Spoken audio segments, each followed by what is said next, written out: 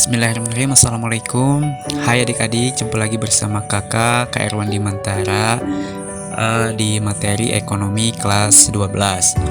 Nah, pada kesempatan kali ini kakak akan membahas sedikit tentang pengertian dan ruang lingkup akuntansi sebagai suatu informasi bagi keuangan. Nah, oke, yang pertama, coba adik-adik perhatikan gambar ini ya. Ada dua gambar yang menunjukkan seorang yang sedang sibuk bekerja dengan teliti di bidang keuangan dengan menggunakan alat kalkulator. Nah, yang kedua ini juga sama ya. Nah, dari kedua gambar tersebut dapat diketahui ya bahwa gambar tersebut menunjukkan seseorang dengan profesi sebagai akuntan atau orang yang ahli di bidang keuangan.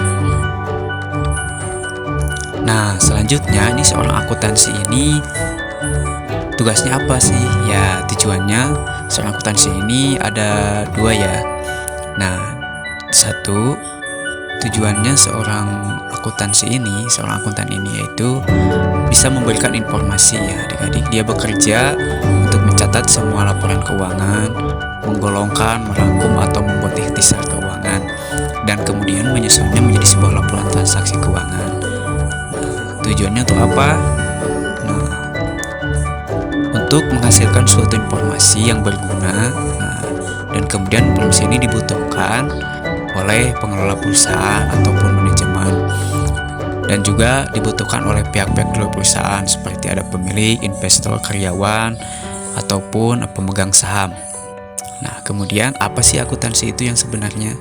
Nah, kita jadi sebelum melangkah jauh kita ketahui dulu ya. Menurut Sumarsono, SR 2004, akuntansi ini merupakan suatu proses mengidentifikasi, mengukur, dan melaporkan informasi ekonomi atau keuangan untuk memungkinkan adanya penilaian dan keputusan yang jelas dan tegas bagi mereka yang menggunakan informasi tersebut. Nah, informasi akuntansi ini harus bagaimana gitu. Nah, dalam informasi akuntansi ini yang harus diberikan itu kualitasnya harus sesuai dengan standar akuntansi yang ada di suatu perusahaan. Yang relevansi suatu informasi harus dihubungkan dengan maksud penggunaannya. Nah, yang kedua, informasi akuntansi ini harus dapat dimengerti. Nah, maksudnya dapat dimengerti oleh pemakainya dan dinyatakan dalam bentuk dan dengan istilah yang disesuaikan dengan batas pengertian para pemakai. Ketiga, daya uji. Nah, untuk meningkatkan manfaatnya, informasi ini harus dapat diuji kebenarannya atau valid oleh para pengukur yang independen dengan menggunakan metode pengukuran yang sama. Kemudian netral, informasi ini harus diarahkan pada kebutuhan minimum pemakaian dan tidak tergantung pada kebutuhan dan keinginan pihak tertentu. Kemudian informasi ini harus tepat waktu, harus memiliki daya banding, dan tentunya harus lengkap. Maksudnya informasi keuangan ini dikatakan lengkap apabila dapat memenuhi keenam tujuan kualitatif di atas tadi ya, dan dapat memenuhi standar pengungkapan dalam laporan keuangan. Itu saja ya adik-adik yang dapat Bapak informasikan.